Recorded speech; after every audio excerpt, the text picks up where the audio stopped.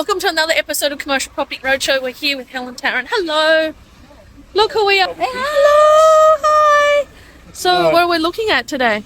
Oh, we're looking at Annie's building. Hello. Just had the drug people thrown out. Oh, right. Yes. This one here? Okay, cool. Ah. Wow, we're here in Marrickville. We're having a look at see what we can do to a property.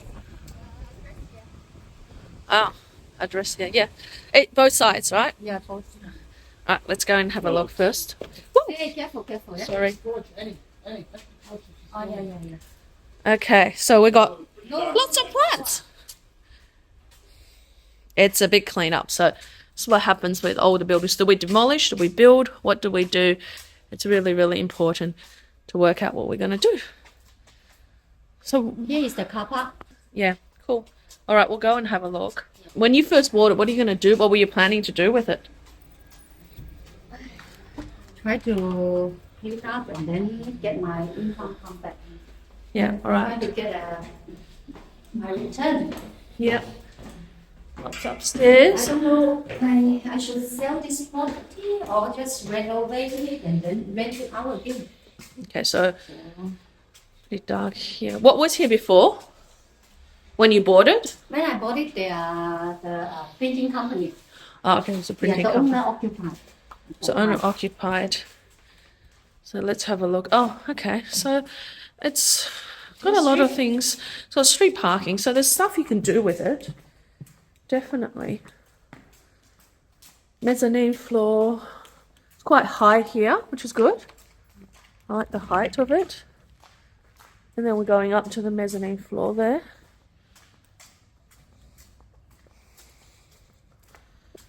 And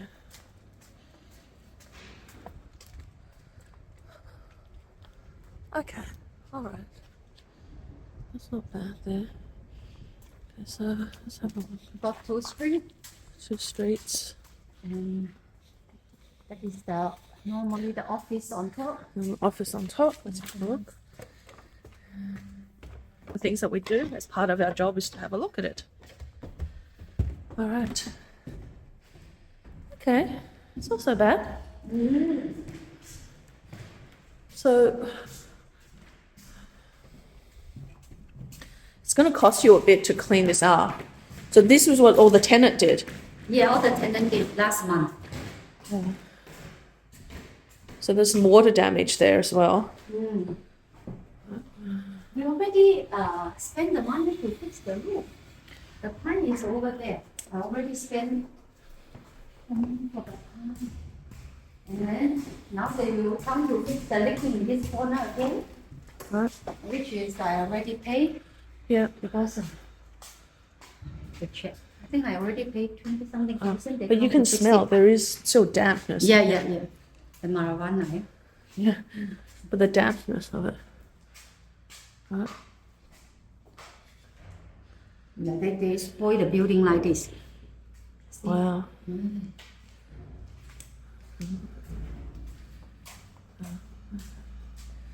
So let's go down.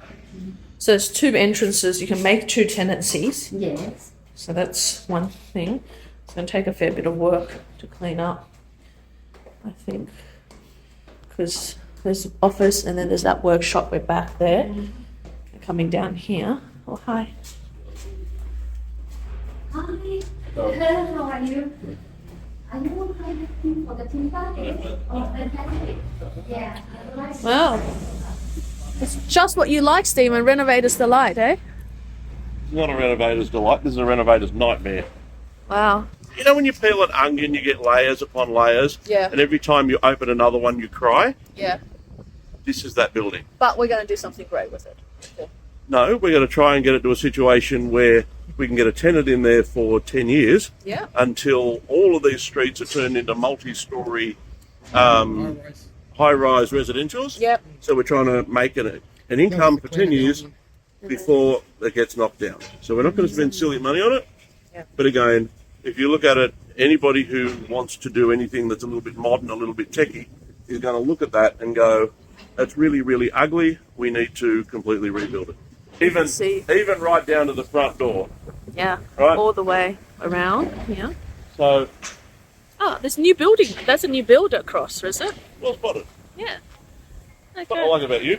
Perfect focus. That's right. That's all about it. So I'm here with Michael. He does leasing. He helps along. G'day guys. Okay, so Michael, tell me, what would you do with this lovely building over there that we've just been looking at? That someone has created a bit of a monstrosity with. Let's go over here. You can see a bit more of it. Yeah. Well, the key thing is we're in a strategic part of the Sydney, the Bankstown new sort of grand planning they have in place. So in terms of position, it's a fantastic building zone. Owning land in the inner west of Sydney is always a good thing. I think you've been at that, Helen. And then what we need to do right now is create some form of income to be able to generate all the holding costs that we need. Yeah. So inside the building, which you may or may not have already been through. We've been through. Okay. Now inside the building, you notice that it's losing a lot of industrial space, and losing a lot of clear span. Yeah. What you would do is get rid of a lot of that office component, only leave a little bit of it, and it allows a tenant that could be a CrossFit gym, it allows a tenant that light manufacturing is essentially dead in this part of the world. It costs too much money. So but there is pick and packing, there's storage. So what is all the other tenants around here? They're arranged. Apart from the ladies of the night that work in the brothel there, we've also got some marketing companies here. Okay, great. Marketing company next door to the brothels. That's right. And we've also got over here office components. So they've transformed that building from what was an old industrial building into 2 levels of office and a breakout room where they've actually got parking. If you haven't noticed, then I'm sure you have, parking's a commodity in any part of the inner west. Well, you can see this. And we've got a new build here. Yeah. But do you think they can make that into maybe warehouse and 1 level of office? Would you say that? Yeah, I would. As in 2 tenancies? Well, no. In this one, you wouldn't want to break it up. Oh, you wouldn't break it up. Okay. The rear lane access is great for that user that wants to have storage. That's the industrial player. Yep. And then be their marketing team, their sales team. And that's pretty common that you would see in most industrial where they need a component of office. Yep. Unfortunately, the split for this building is closer to 50-50, and that doesn't work. It doesn't work many places. Definitely doesn't work here. No. And take advantage of the fact that there's also inside there that basement level, which is on grade of the ground, but it is a basement level essentially. Once you go up, you get to the warehouse component, which is on grade with the back rear lane. This could be great for parking because that's a commodity, right? So we know parking is hard here. A business can park their cars there, and the warehouse component. So what's the down here? What's the estimate here? How long do you think it would take for leasing here? Transforming a building like this, and I suppose it's been done, you would say it would be at least 3 to 6 months.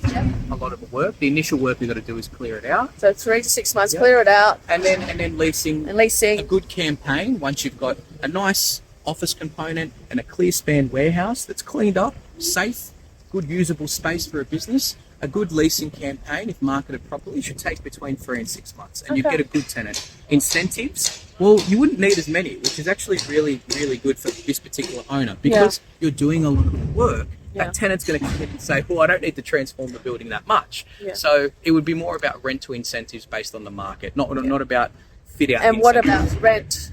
How much do you think? Well, at the moment, as is, I mean, it's difficult for a building like this to get more than $120,000 to $130,000, right? Yeah. And that would be net.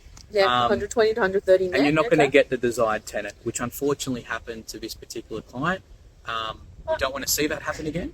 It obviously wasn't our doing. Yeah. But, things that we do, we just help people out. That's why in multiple spaces are commercial, but really it's about putting our heads together and finding something unique about it. I mean, there's a lot of different things. What are they doing next door?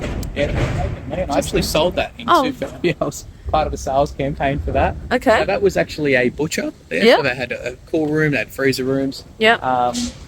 Part of it burnt down. Right. It's actually vacant land at the moment. And to give everyone a picture, and a lot of the unicorn clients a picture, and to think just land like that could lease out at $120 a metre just for storage. Just for storage. Right? Just for storage.